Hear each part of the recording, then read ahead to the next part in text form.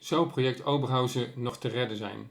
We hebben het dan over een MX-5 die ik een aantal jaren geleden gekocht heb, helemaal opgeknapt heb, maar die ik recent helaas ook heel zwaar beschadigd heb bij een ongeval. Het verhaal vertel ik in deze video en ik heb daarbij jullie advies ook nodig. Welkom bij MX-5 Info. Mijn naam is Jeroen. Ik ben een MX-5 liefhebber uit Nederland. Project Oberhausen dankt zijn naam aan de Duitse stad waar ik deze auto gekocht heb. In Duitsland had Mazda een aantal special editions die Memories heten. Zo was er de Memories 1 in 2001, de Memories 2 in 2002 en later in 2004 kwam daar de Memories 3 bij. De auto die ik gekocht heb behoort tot die laatste groep, de Memories 3, waarvan er ongeveer 500 geproduceerd zijn.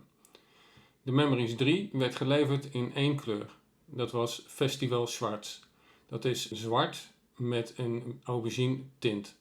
Die kleur staat ook wel bekend als Radiant Ebony of Black Cherry Mica, afhankelijk van de regio waar je woont. De auto valt op omdat er een overwegend beige interieur in zit, gecombineerd met een houten stuur, handremgreep en versnellingspookknop. Daarnaast was de auto best luxe uitgevoerd, namelijk met stoelverwarming, mistlampen in de voorbumper, 16-inch lichtmetalen velgen en een sportonderstel. Al met al een hele mooie verschijning. De auto die ik gekocht heb in 2021 was er op dat moment slecht aan toe. Er waren roestproblemen. De chassisbalken aan de voorzijde waren doorgeroest en moesten vervangen worden. Daarnaast was de auto niet helemaal meer compleet en ook niet helemaal origineel. Dus ik heb die auto overgenomen, geadopteerd, eigenlijk om hem weer in originele staat terug te brengen. En daarna heb ik er een aantal extra's aan toegevoegd, zoals de cruise control. Het enige wat nog op een verlanglijstje stond, was eigenlijk het toevoegen van airconditioning. En daarvoor had ik al materiaal in huis gehaald. Maar de auto stond op dat moment nog in België bij een vriend waar ik de auto had kunnen stallen voor de winter.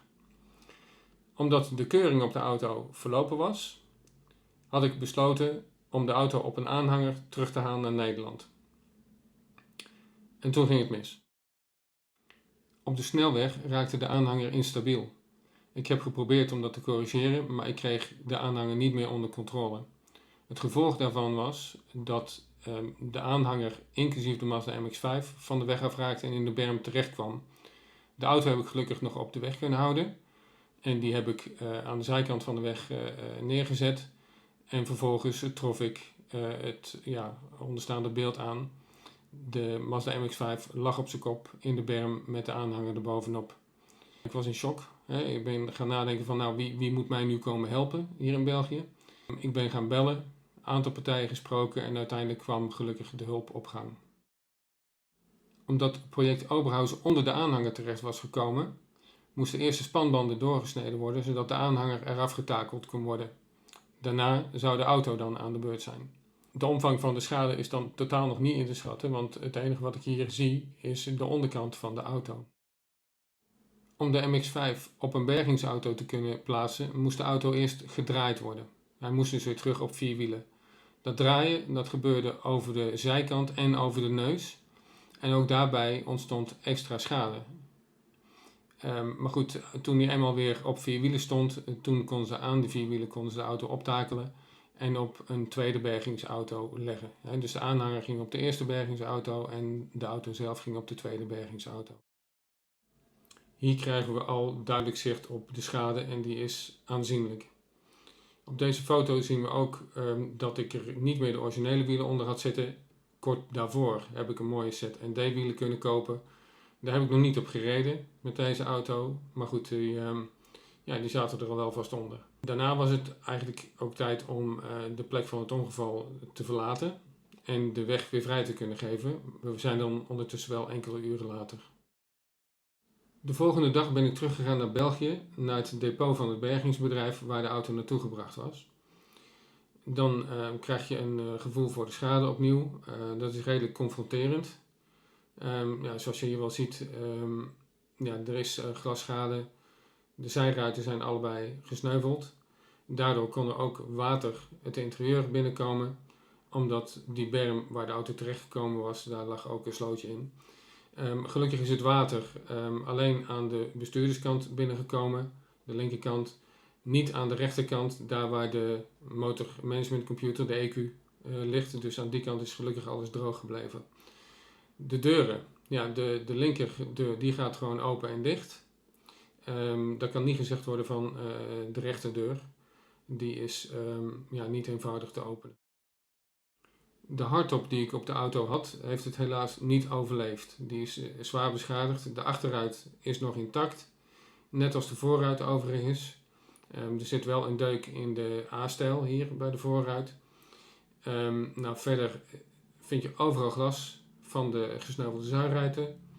En is deze rechterdeur niet van buitenaf te openen. Het gebied hier in de cirkel heeft behoorlijk wat schade opgelopen. Daar zit veel vervorming in meerdere lagen plaatwerk. Ik heb nog geen idee of dat goed te herstellen zal zijn. Daarnaast is dit de deur die dus niet van buitenaf te openen is. Met een beetje pijn en moeite kan dat van binnenuit wel.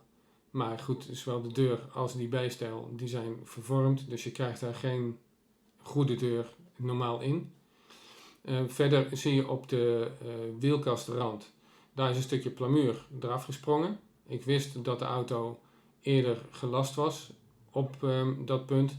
Helaas hebben ze wat meer plamuur gebruikt dan me lief is. Maar het laswerk eronder ziet er dan wel weer goed uit. De voorkant van de auto ziet er slecht uit. De motorkap is behoorlijk vervormd. De mistlampen in de voorbumper hebben het overleefd. De roestvrij stalen grill die ik erin had gezet niet.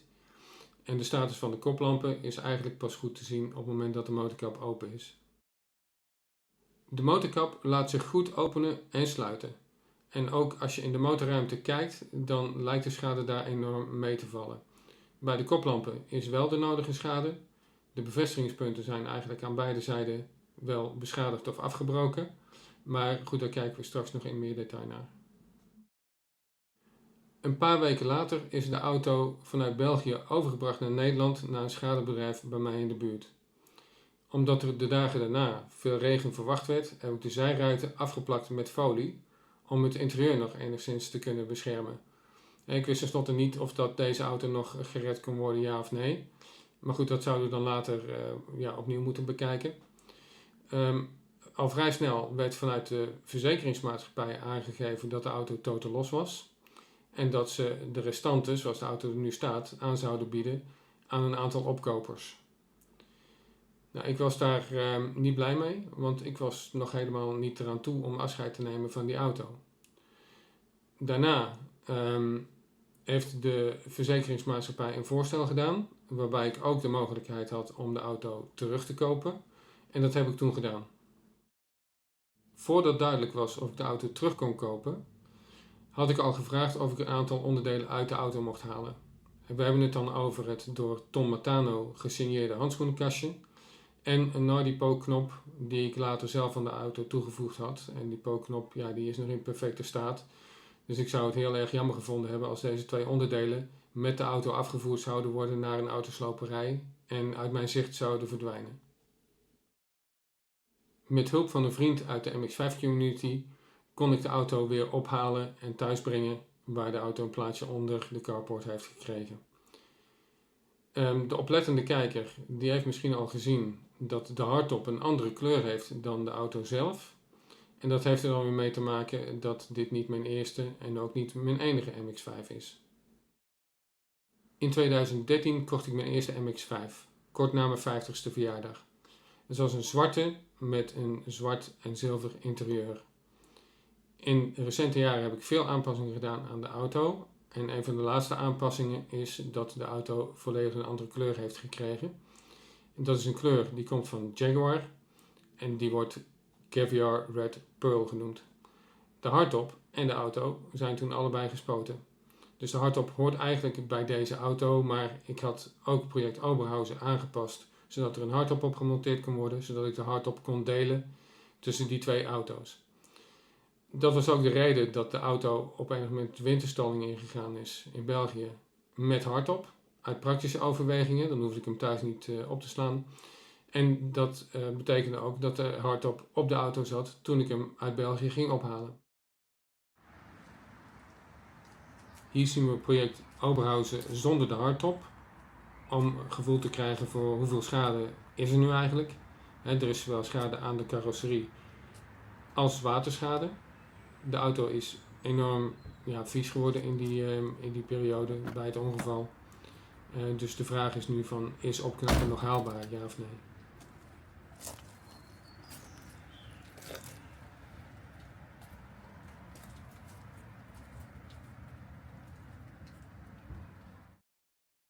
Het interieur heeft best wat te lijden gehad. Het is nu vooral een mix van het originele interieur, maar dan met zand en water en glas.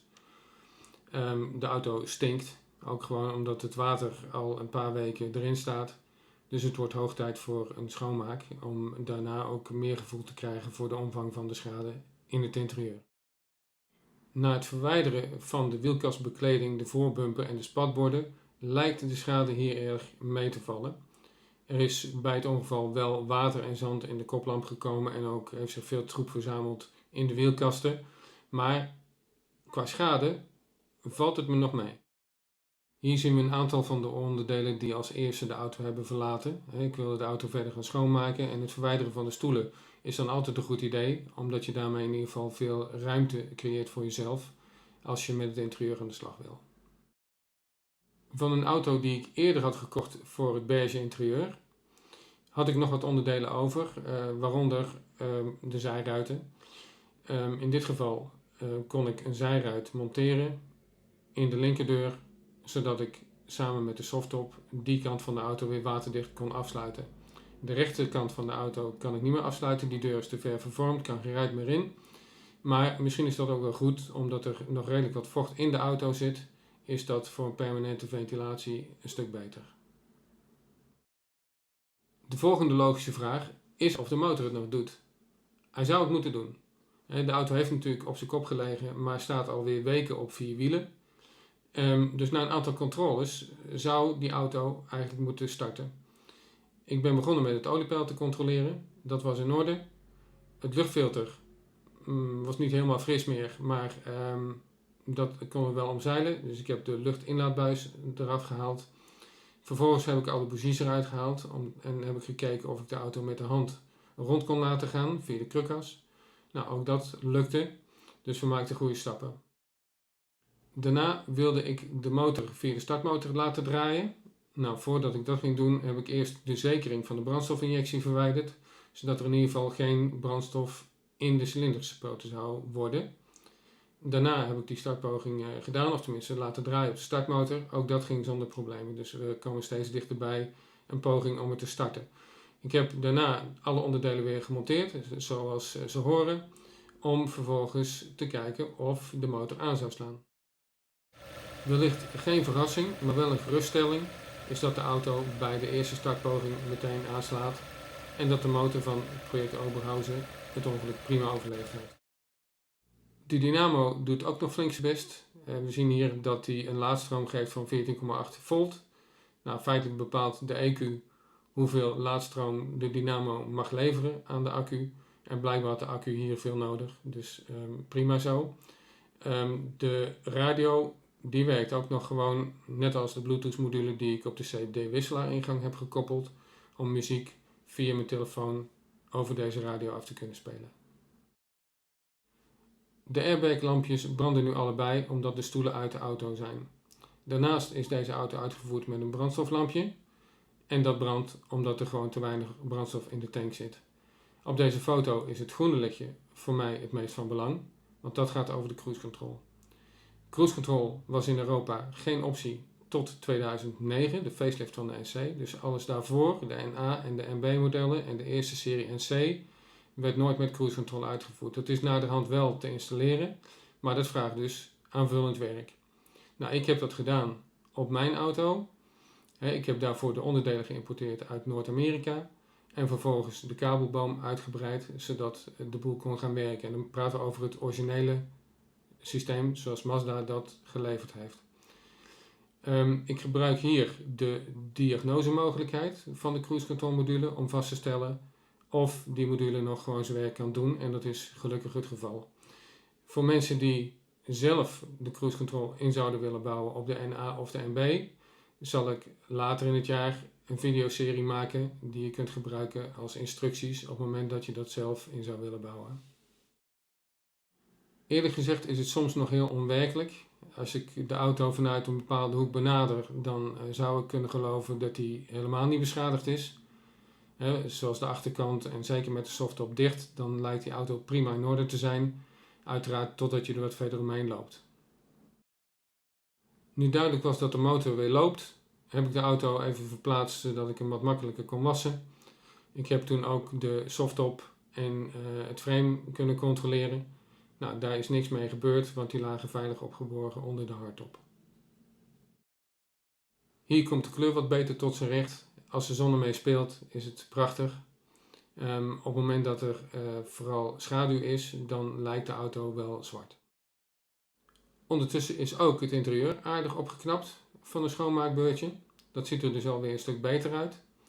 Degenen die zich afvragen waar die audioknoppen op het stuur vandaan komen, kan ik adviseren om even te kijken bij mij op de website. Daar heb ik een pagina staan waarin ik uitleg waar die knoppen vandaan komen, hoe ze geïnstalleerd kunnen worden en hoe je ze aan kunt sluiten zodat je daarmee ook de radio kunt bedienen. Kijk daarvoor even op mx5info.com. Het stuur in deze auto is op zich ook best zeldzaam. Dat is een mahoniehouten stuur met een witte inleg. Dat stuur werd in Duitsland, Frankrijk en Italië gebruikt voor een aantal special editions in de periode 2004-2005. De kale voorkant van de auto leert ons ook dat er aan die kant eigenlijk weinig schade is geweest. Dat heeft waarschijnlijk ook te maken met het feit dat de auto op een brede aanhanger stond, waardoor de onderkant van de auto, de onderste helft zeg maar, vrij goed beschermd is gebleven. De schade zit met name op de hoeken en de zijkant. Vooral ook het draaien over de neus en zijkant om de auto weer op vier wielen te krijgen, is niet bevorderlijk geweest voor de schade aan de auto. Over de schade bij de B-stel maak ik me nog het meeste zorgen. Het is voor mij nog niet duidelijk of dat goed te herstellen is. Het zal meerdere panelen diep zitten, zeg maar. Panelen die vervormd zijn, niet meer in de originele positie zitten. Dus daar moet in ieder geval geduwd of getrokken worden. Dus de deur is van binnenuit wel te openen. Dan met wat geweld weer te sluiten. Maar een onbeschadigde deur past er nu in ieder geval niet in. Op deze foto zie je misschien ook wat duidelijker dat laswerk aan de wielkastrand. Op zich goed gedaan, maar dus helaas met een beetje te veel plamuur. Wat verder naar voren, boven het rechter voorwiel, zit er nog een knikje in een van de panelen. Dat heeft ermee te maken dat de voorkant van de auto, de neus, dat die daar wat omlaag getrokken is tijdens het ongeval. Het frame rondom de koplamp is vervormd en ook het paneeltje daarvoor, net voor of onder de koplamp zou je kunnen zeggen, is vervormd. Dat is allemaal een beetje omlaag gekomen. Dat heeft er ook voor gezorgd dat de koplamp daar niet zonder schade uit is gekomen. Een van de bevestigingspunten is afgebroken. Waarschijnlijk is dat nog wel te herstellen, maar daar komen we vanzelf nog wel achter. Bij de linker koplamp is de schade duidelijk groter. Daar is het spatbord naar binnen gekomen en opnieuw is hier het frame rondom de koplamp beschadigd geraakt. Daardoor heeft de koplamp ook schade opgelopen. Of die nog te herstellen is, nou, dat moet nog blijken. Daar zit namelijk ook wat water en zand in, maar misschien is het nog te doen. Jullie hebben nu een beeld van de schade. En de vraag is deze auto nog te redden? Of wordt dit een auto die uit elkaar gaat voor onderdelen? Kort na het ongeval heb ik een bericht daarover geplaatst in de Nederlandse Mazda MX-5 groep op Facebook. Daarna kreeg ik vrij veel vragen over de beschikbaarheid van onderdelen. Maar goed, ik weet zelf dus nog niet wat de toekomst van deze auto zal zijn. Wordt het inderdaad onderdelen of wordt het opknappen? Er was nog een ander wild idee om mogelijk nog een auto erbij te kopen. Omdat hier zoveel goede onderdelen op zitten. En dan zou ik eventueel een slechte erbij kunnen kopen. En dan van 2 slechte 1 goede weer kunnen maken. Nou, dat zou op zich ook een mooi vervolg kunnen zijn. Tot mijn grote verbazing zag ik een paar dagen later deze auto in een advertentie op een Duitse website. Dit is ook een Memories 3. Maar dan eentje met 2 ton op de teller, bijna. En een defecte motor en wat andere problemen. Dus ik heb even wat foto's uit die advertentie meegenomen in dit verhaal. om jullie te laten zien waar we het dan over hebben. De auto heeft een soort van parkeerschade aan de linkerdeur. De deur van project Oberhausen aan die kant gaat nog gewoon open en dicht en de schade daaraan is eventueel nog te herstellen. Deze auto lijkt een tijdje stilgestaan te hebben als ik kijk naar de groene aanslag op de softtop. De bestuurdersstoel van deze auto heeft een zwaar leven gehad. Normaal gesproken zou hier stoelverwarming in moeten zitten. Twijfelachtig of dat nu nog werkt. Je ziet dit soort schades aan de stoelen regelmatig. De kwaliteit die Mazda gebruikt heeft voor het leer is niet om over naar huis te schrijven. Dus ook bij andere special editions en andere kleuren zie je dit vaker gebeuren. Maar goed, project Oberhausen heeft nog een goed interieur. Dus dat zouden we kunnen gebruiken. Een kijkje onder de motorkap leert dat deze auto inderdaad waarschijnlijk al een tijdje stilstaat. Er is een probleem met de motor.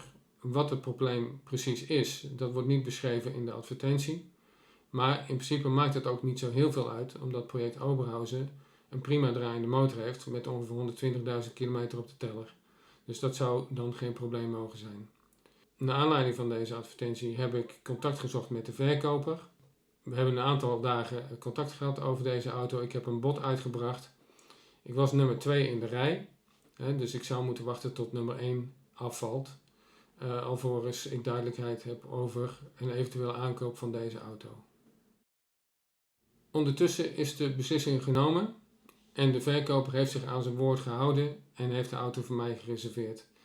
Nou, dat betekent dat ik voor de derde keer een Memories 3 uit Duitsland op kan halen.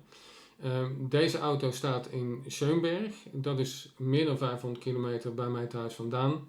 En ik heb een afspraak gemaakt met een vriend, de vriend uit België, om samen die auto op te gaan halen.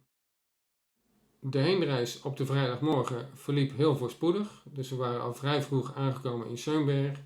En het kopen van de auto en het laden van de auto op de aanhanger, dat was heel snel gebeurd. Dus al vrij snel waren we op weg terug naar Nederland. De terugreis verliep echter vrij dramatisch vanwege wegwerkzaamheden en de drukte op de vrijdagmiddag. Dus het werd een hele lange dag. En daarna zouden we dus ook wel zien wat we nou precies gekocht hadden. Dit is project Schönberg na een flinke wasbeurt, van binnen en van buiten. En dan ziet de auto er ogenschijnlijk best goed uit, ondanks de schade aan de linkerdeur. Wat is nu mis met deze auto? Nou, in ieder geval is de accu overleden. Dus het contact aanzetten, dat levert er niet zoveel meer op. Dus de vraag is nog steeds van, wat is er nou precies mis met de motor? Ik heb dat de verkoper nog gevraagd.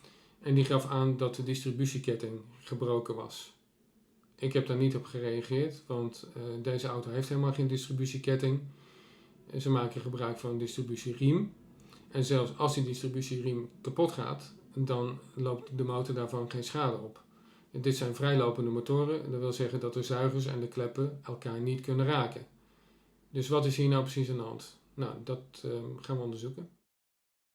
Om de motor te controleren volg ik in principe hetzelfde proces als bij project Oberhausen. Met andere woorden, de bougies gaan eruit.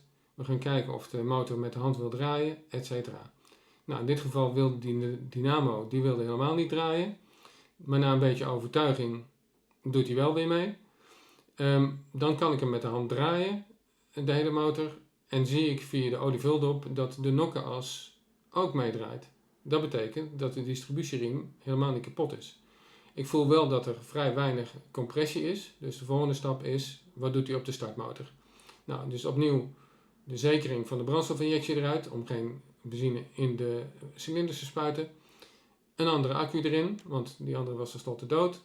En vervolgens kon ik de motor laten draaien op die startmotor. Nou, die draaide eigenlijk veel te snel, voor mijn gevoel. Dat wil zeggen, opnieuw een bevestiging dat er geen of weinig compressie is. Dat kan verschillende oorzaken hebben. De vraag is, wat is hier aan de hand? Maar langzaam maar zeker kreeg ik het idee dat er misschien een timingsprobleem was. Om dat te controleren moet de motor een beetje open. Dat wil zeggen, het kleppendeksel gaat eraf. En aan de voorkant van de motor moet ook het een en ander verwijderd worden. En dan zouden we moeten kunnen zien hoe de timing ingesteld staat.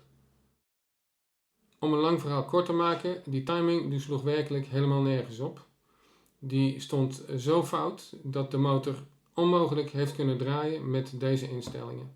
Nou, als we even op deze foto kijken, dan zien we aan de rechterkant een tandwiel met de E van exhaust, de uitlaatkant. Die E die staat helemaal bovenaan, dat is correct. Dan aan de linkerkant heb je de intake kant, dus de I van intake. En die I die zou ook helemaal bovenaan moeten staan. Maar die staat dus onderaan, die staat bijna 180 graden verkeerd. Dus op deze manier kan het nooit werken. Ik heb ook geen idee hoe dit kan, want de riem was goed en de spanner van de riem was ook goed. Dus of dit nu moedwillig gedaan is of wat dan ook, ik durf het niet te zeggen. Maar op deze manier kan het dus niet gaan werken. Het blijft een groot raadsel. Dus ja, dat moet gecorrigeerd worden.